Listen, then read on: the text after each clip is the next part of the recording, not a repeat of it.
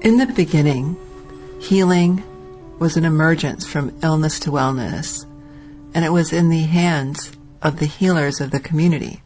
The healers of the community at the time, they were not only the medicine people, they were also the spiritual leaders.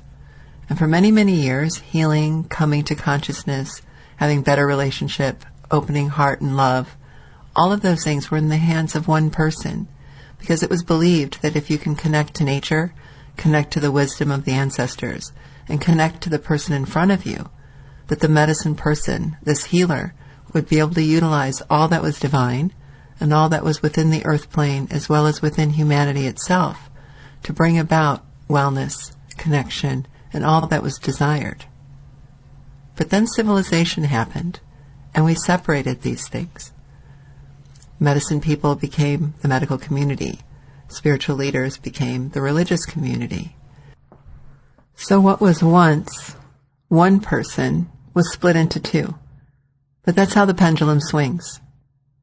Hi, I'm Dr. Guldal, and I welcome you to Are You Awake?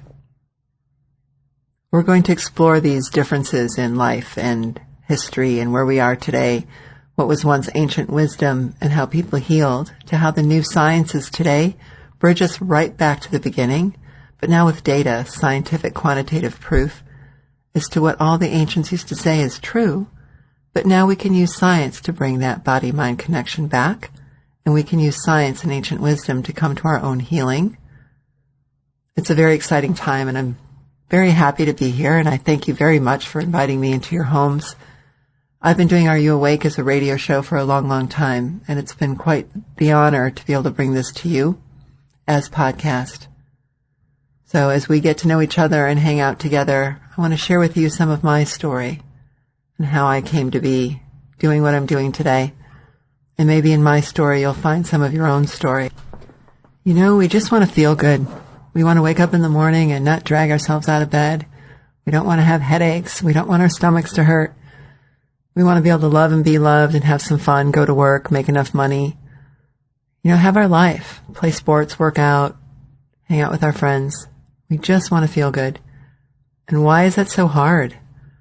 You know, I work with people of all ages, and everybody's story has that same kind of weave that comes through it. We all have a knowing of something deep inside ever since we're young. We have a knowing of how we want our lives to be and how we want to feel, like this yearning, this call of the soul. And that was my story too. I just wanted to feel good.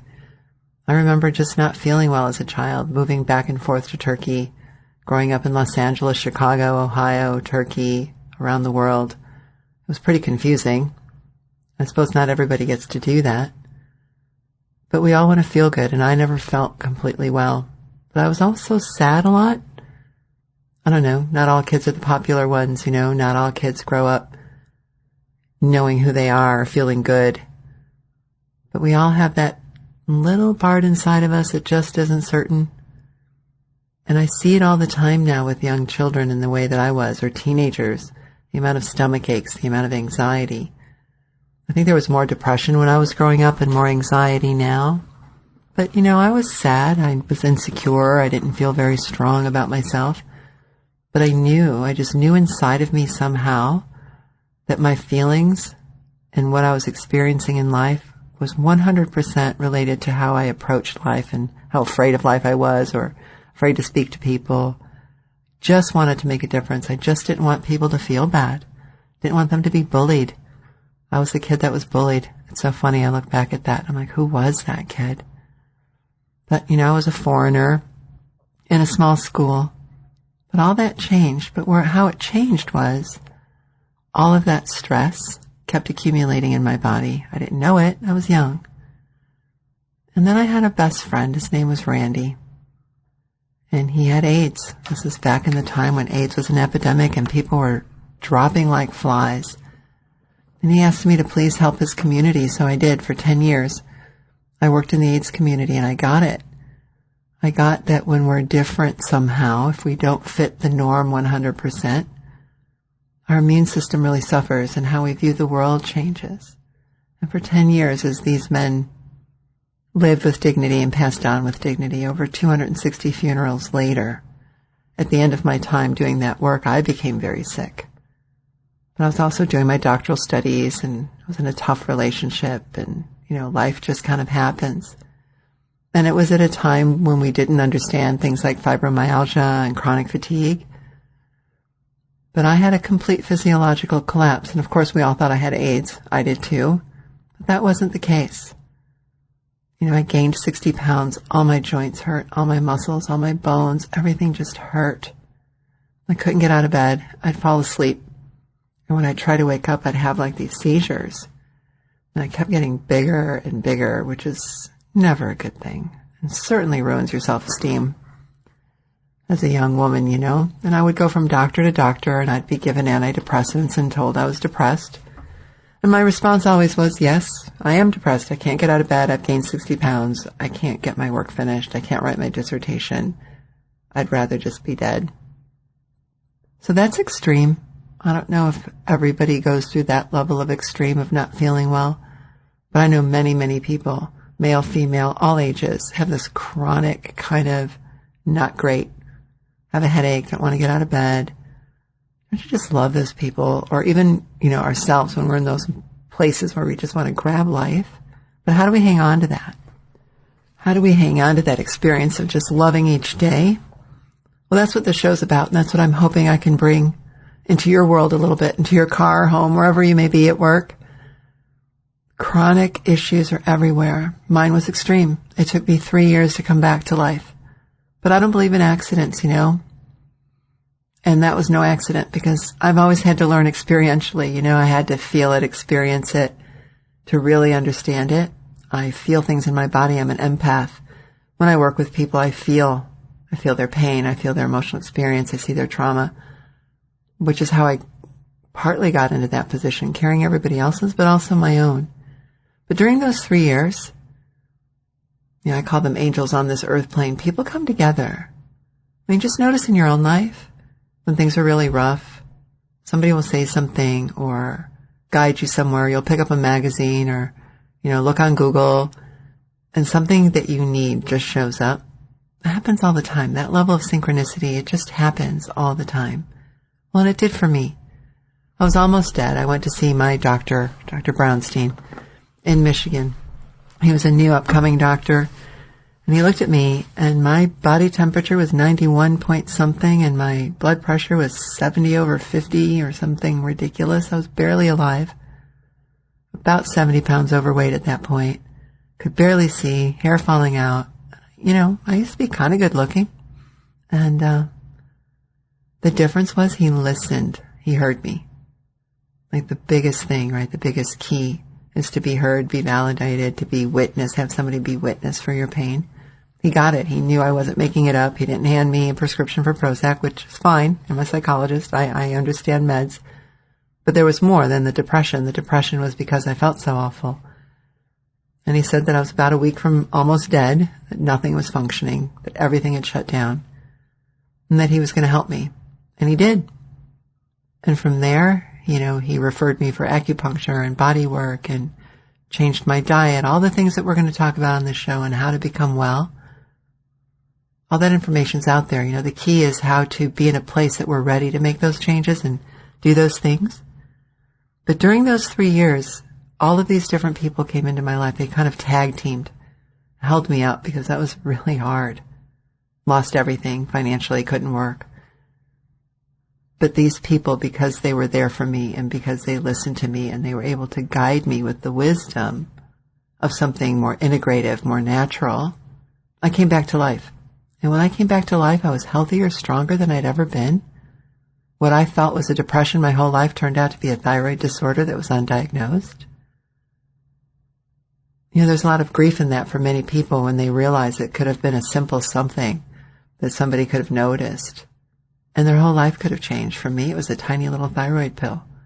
I could have spent maybe, 25 years not depressed. But this is the way it works. Awakening our consciousness to learn what we can learn amidst all the information that's out there. Now we're overwhelmed with information, and the question is, how do we put it together? So we went from not enough information to too much information, and we still don't feel well. And we're still searching. The amount of libido issues in men over 40 in this country, in the United States and around the world, It never was like this before. People are not at their optimum. We're not at our best. So as my story continued, I learned about diet, and I went back to school and became a naturopath. And I realized for me that my intuition was always really important. And I learned very clearly something that we were discovering in the academic circles during the AIDS crisis, was that our support system, our understanding of our emotional body, has a direct correlation to our immune system and its functioning.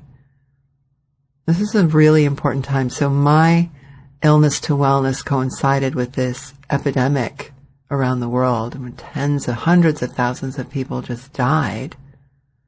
There was this pocket of time where the world lost so much color and so much intelligence and so much beauty and brilliance. But from that emerged the beginning of this body-mind medicine, psychoneuroimmunology.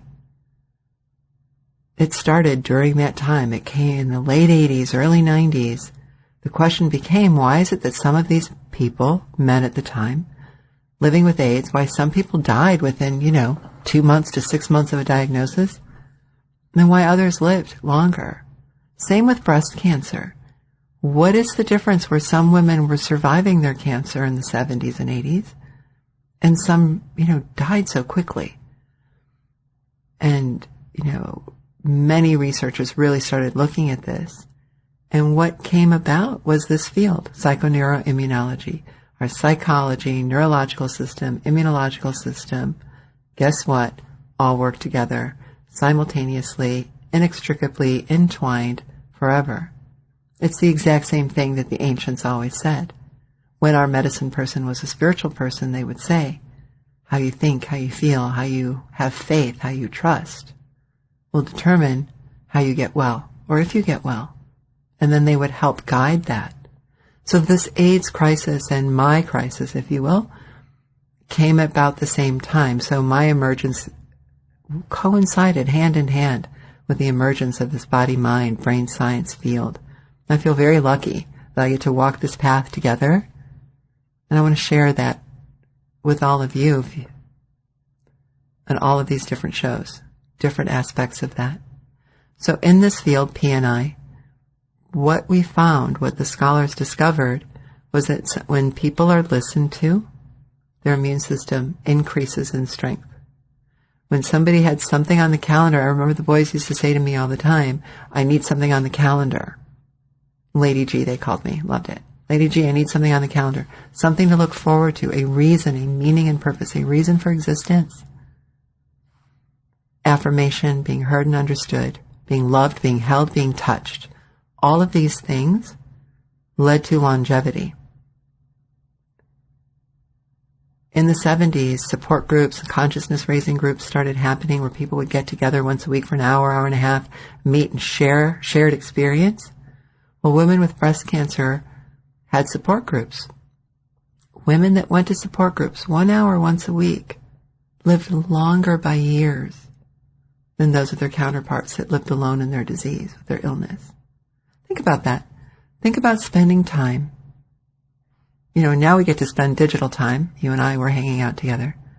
But when we spend time and we're understood and we're heard and we feel connection, we live longer. So that opens up the door for so many things. It opens up the door for not just living longer, but it's that whole anti-aging thing as well. To living stronger and better. Because we're not carrying it alone, to simplify. There's something about that heart connection, that other dimension that we've yet to study. We just know it happens. We can measure it. We can measure the endorphins and the immune systems and the T cells.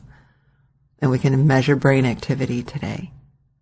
But still there's that thing that we call love, connection, caring, eye contact. I led a group every Monday from 12:30 to 2 for 10 years. Most of these guys lived a lot of that time. Not because of me necessarily. I loved them, absolutely. But because they had somewhere to go, somebody who understood them, someone who cared. And that's a difficult thing today. we care digitally. We don't talk to each other. We don't have time. Everything is moving so fast. And this is our opportunity to bring it back and come back around. I want to be that space. It's my life's mission, to be that space where we can come together around the world. When I was in South Africa in August filming my show, I had the privilege of being adopted in as a Sangoma. And a Sangoma is a medicine person in South Africa. Well, I had first gone back in 1997 when I was just beginning my wellness, and a Sangoma treated me. And she told me that in order to be a Sangoma, a medicine person, a healer, one has to come through a very dark night of the soul, either physically or emotionally. And I didn't know it at the time, but she was initiating me into my journey into becoming a medicine person and a healer. And it was an interesting thing because although I'd been participating now in integrative medicine, acupuncture, craniosacral therapies, zero balancing, rolfing, dietary changes, saunas, all of those things to help me get well, this was that other domain. This was that spiritual domain. And I don't remember her name, but I remember she was in Mamelodi. It was a township outside of Pretoria in South Africa. And this was right after apartheid. And she talked. Apparently I was in there for 6 to 8 hours. It felt like a minute, but it also felt like days. And she talked about this merger of that spiritual energetic dimension in our physical body. So just as psychoneuroimmunology talked about and was an academic science measuring brain waves, immune system, central nervous system, etc., she was talking about ancient wisdom of the ancestors, about when you listen deep inside to that heart song or that call of the soul, you'll hear a yearning. And that yearning is how we can listen to however you feel about spirituality, whether it's listening to God or the universe or an energetic process or just the deep, deep wisdom inside, that place where we're all connected. It doesn't matter. It's the place where knowing happens. And she taught me that day. She showed me that day that if you go back deep into that knowing, you'll know what to do. You'll know what you need. You'll know what the missing element is. That missing element that contributes to disease, right?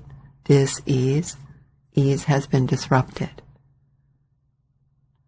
And that is the big trick in our world today, because we all know this. We've read it 1,000 times over in everything that we do or say. We know that we need more harmony. We need more balance. We don't know how to do it. Some of us take yoga classes, we read, we run, we work out. We do our best, but we don't know how to get off the treadmill. And I don't think I have the best answer for that in terms of an activity, except learning to listen. What's missing? You feeling lonely? What have you said? When did the headache start? When did the stomach ache start? When did the malaise start? The chronic issues? When did they begin? Or if it's not a chronic issue and it's an acute issue, what are the elements that brought it together? Just take a moment. Take a moment and really sit with, how did this happen? You're going to know. Maybe you don't want to know. And that's okay too. We don't always want to know. But you'll know what it is that's missing.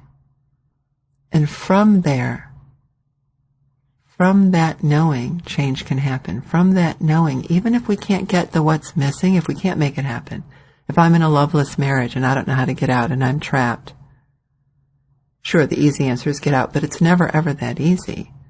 As therapists, we see that every day.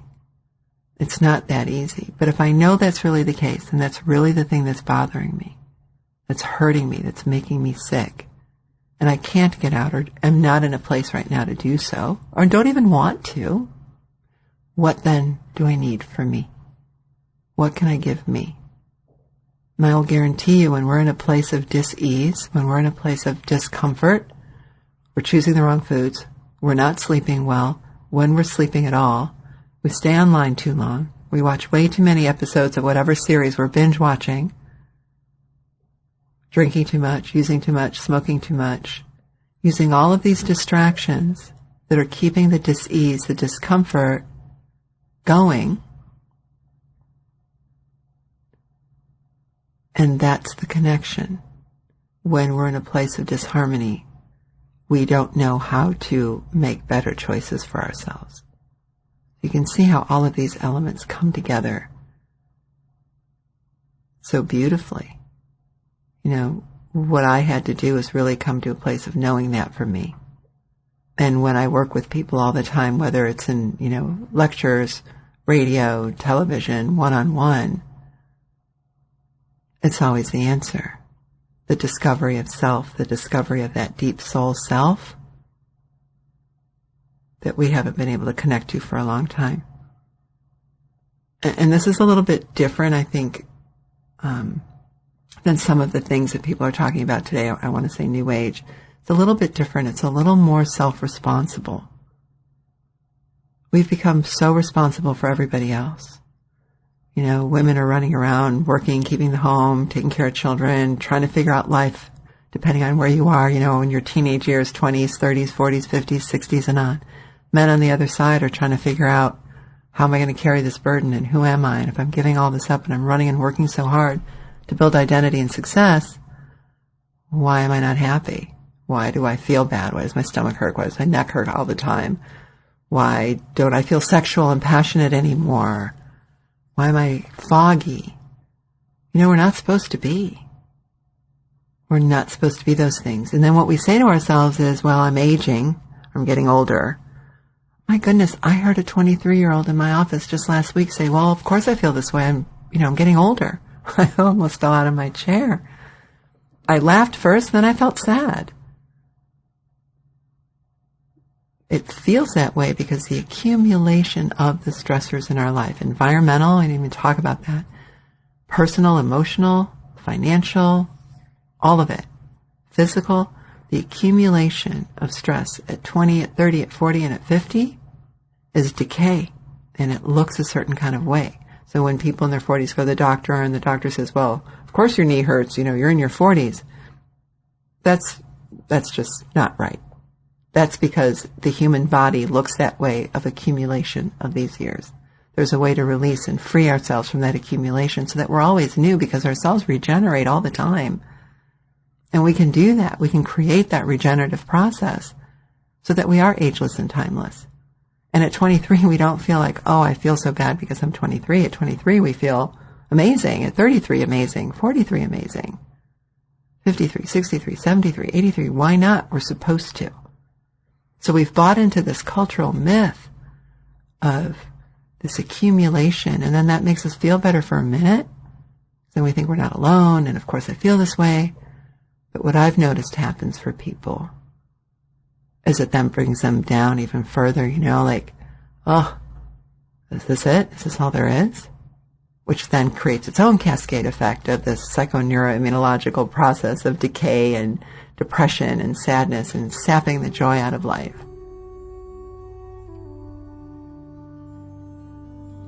So that's a lot of stuff. That's a little bit of who I am.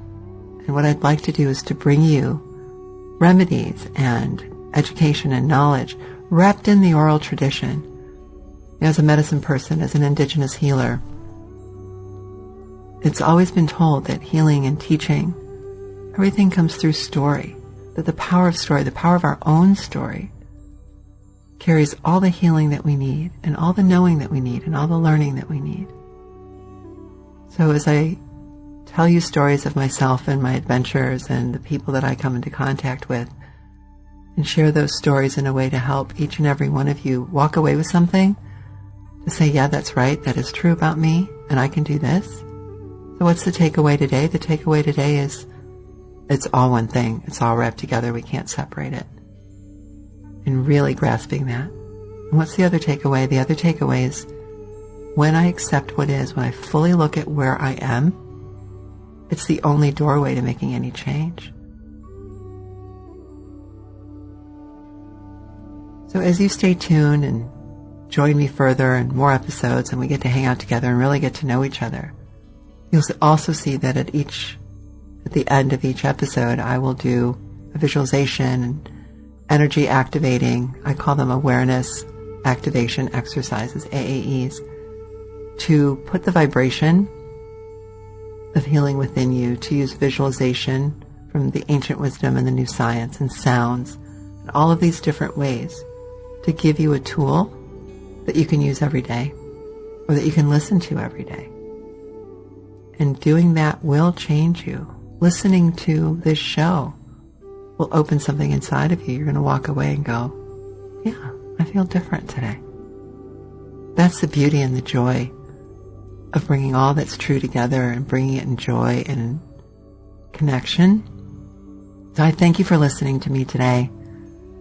I invite you back. And please just take a moment where you take a deep, deep breath.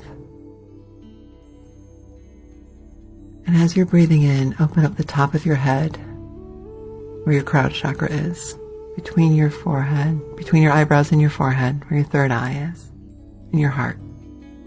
Just feel those areas and feel a deep breath come through them. And listen, because you never know what you're going to hear, but what you hear will always be what is true.